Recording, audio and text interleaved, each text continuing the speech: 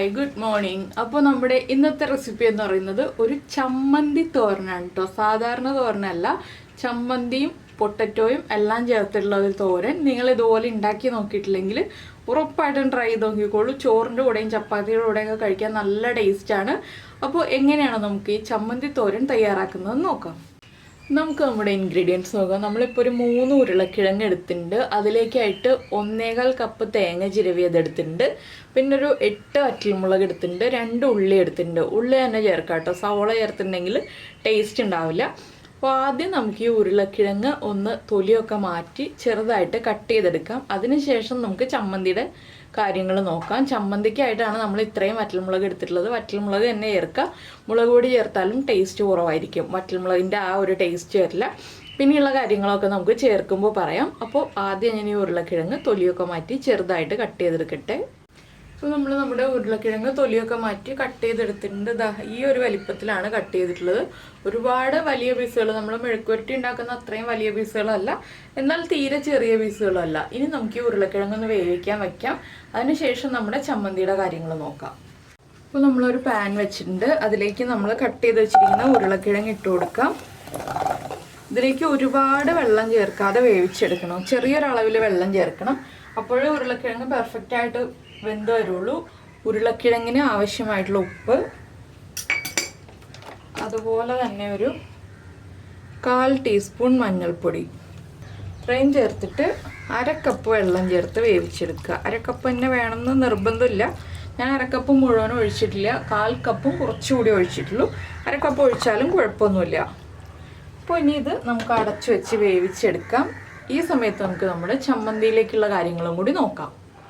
അപ്പോൾ നമ്മൾ ഉരുളക്കിഴങ്ങ് വേവിക്കാൻ വെച്ചിട്ടുണ്ട്. ഇനി നമുക്ക് നമ്മുടെ ചമ്മന്തിയിലേക്കുള്ള കാര്യങ്ങൾ നോക്കാം. ചമ്മന്തിയിലേക്ക് ആദ്യം ഞാൻ ചെയ്യുന്നത് നമ്മുടെ വറ്റൽമുളക് ഒന്ന് വറുത്തെടുക്കുക എന്നുള്ളതാണ്. എണ്ണയൊന്നും വേണ്ട, വെറുതെ സാധാരണ നമ്മൾ തേങ്ങ ചുട്ടരച്ച് ചമ്മന്തിക്കൊക്കെ വറുക്കില്ലേ, അതുപോലെ ഒന്ന് വറുത്തെടുക്കുക.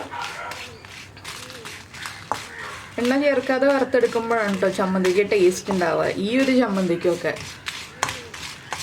അപ്പോൾ ഇതിലേക്ക് ചേർക്കാനുള്ള ആദ്യത്തെ ഇൻഗ്രീഡിയൻറ്റ് ഞാൻ വറുത്ത് മാറ്റി വെച്ചിട്ടുണ്ട്. അതെന്താണെന്ന് ഞാൻ ചമ്മന്തി ഉണ്ടാക്കുമ്പോൾ പറഞ്ഞുതരാം. അതും കൂടി ചേർത്താലേ പെർഫെക്റ്റ് ആവുള്ളൂ.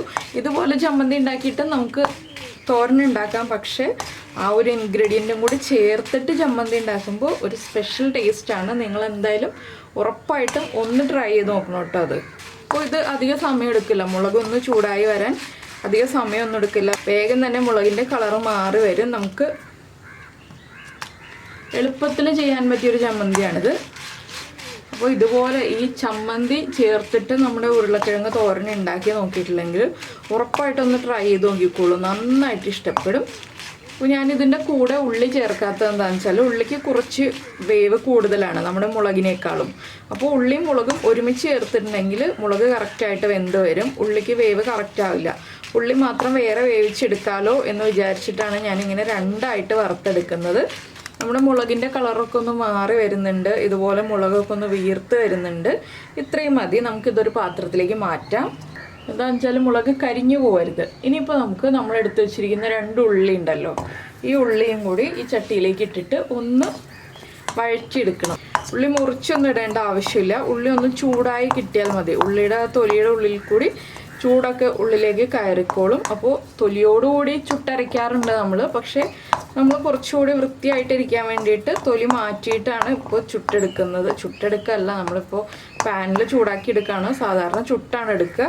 ഉള്ളിയും ഒന്ന് കളറൊന്ന് ചെറുതായിട്ട് മാറി വരട്ടെ, അതുവരെ നമുക്ക് ഇളക്കി കൊടുത്തുകൊണ്ടിരിക്കാം. ഉള്ളിയുടെ എല്ലാ ഭാഗവും തിരിച്ചിട്ട് കൊടുക്കുക കേട്ടോ. അപ്പോൾ നമ്മുടെ ഉള്ളി ചൂടായി നല്ലൊരു മണമൊക്കെ വരുന്നുണ്ട്. ഇത്രയും മതി. ഇത് നമുക്ക് മുളകിൻ്റെ കൂടെ ചേർത്ത് മാറ്റി വയ്ക്കാം. ഇനി നമുക്ക് നമ്മുടെ ചമ്മന്തി റെഡിയാക്കി തുടങ്ങാം. അപ്പോൾ നമ്മൾ വെജിറ്റേറിയൻസ് ആണെന്നുണ്ടെങ്കിൽ ഇത്രയും ഇൻഗ്രീഡിയൻസും കുറച്ച് ഉപ്പും മാത്രം മതി കേട്ടോ ഈ ഒരു ചമ്മന്തി റെഡിയാക്കാനായിട്ട്. ഇതെല്ലാം ചേർത്തൊന്ന് മിക്സിയിൽ ഒതുക്കിയെടുക്കുക. ആദ്യം ഈ വറ്റൽമുളക് ഉള്ളിയും ഒന്ന് മിക്സിയിൽ ഒതുക്കിയെടുക്കുക. അതിനുശേഷം കുറച്ച് ഉപ്പ് ചേർത്ത് തേങ്ങയും ചേർത്ത് ഒന്ന് ഒതുക്കിയെടുക്കുക. പക്ഷേ ഈ ചമ്മന്തിയുടെ യഥാർത്ഥ ടേസ്റ്റ് എന്ന് പറയുന്നത് നമ്മൾ ചേർക്കുന്ന സ്പെഷ്യൽ ഇൻഗ്രീഡിയൻ്റ് ആണെന്ന് ഞാൻ പറഞ്ഞില്ലേ. അതിനായിട്ട് ഞാനിപ്പോൾ ഒരു മിക്സിയുടെ ജാർ എടുത്തിട്ടുണ്ട്. അതിലേക്ക് ഞാൻ ചേർക്കാൻ പോകുന്നത് നമ്മുടെ ഉണക്കച്ചെമ്മീൻ വറുത്തതാണ്. ഉണക്കച്ചെമ്മീൻ വറുത്തത് ചേർത്തിട്ട് ഈ ഒരു ചമ്മന്തി ഉണ്ടാക്കുകയാണെങ്കിൽ ഉണക്കച്ചെമ്മീൻ്റെ നല്ല ടേസ്റ്റ് ആയിരിക്കും നമുക്ക് ഈ ഒരു തോരന് കിട്ടുക. അപ്പോൾ ഉണക്കച്ചെമ്മീൻ ക്ലീൻ ആക്കിയിട്ട് കഴുകി വൃത്തിയാക്കി വറുത്തെടുത്തതാണ്. എണ്ണയില്ലാതെ വറുത്തെടുക്കുക. അതിൻ്റെ കൂടെ തന്നെ നമ്മുടെ വറ്റൽ മുളക് വറുത്തതും കൂടി ഞാനിപ്പോൾ മിക്സിയിലേക്ക് ചേർക്കുന്നുണ്ട്. ഇനി ഇത് രണ്ടും ചേർത്തൊന്ന് പൊടിച്ചെടുക്കുക. അപ്പോൾ ഇത് നോൺ വെജിറ്റേറിയൻസ് ഉറപ്പായിട്ടും ഇതുപോലെ ട്രൈ ചെയ്ത് നോക്കുക. വെജിറ്റേറിയൻസ് ഞാൻ പറഞ്ഞതുപോലെ തേങ്ങയും വറ്റൽമുളകും ഉള്ളിയൊക്കെ ചേർത്തിട്ട് ചമ്മന്തി അരയ്ക്കുക. ഇപ്പോൾ ഇതാ ഉണക്കച്ചെമ്മീനും വറ്റൽമുളകും ഒക്കെ പൊടിഞ്ഞ് വന്നിട്ടുണ്ട്.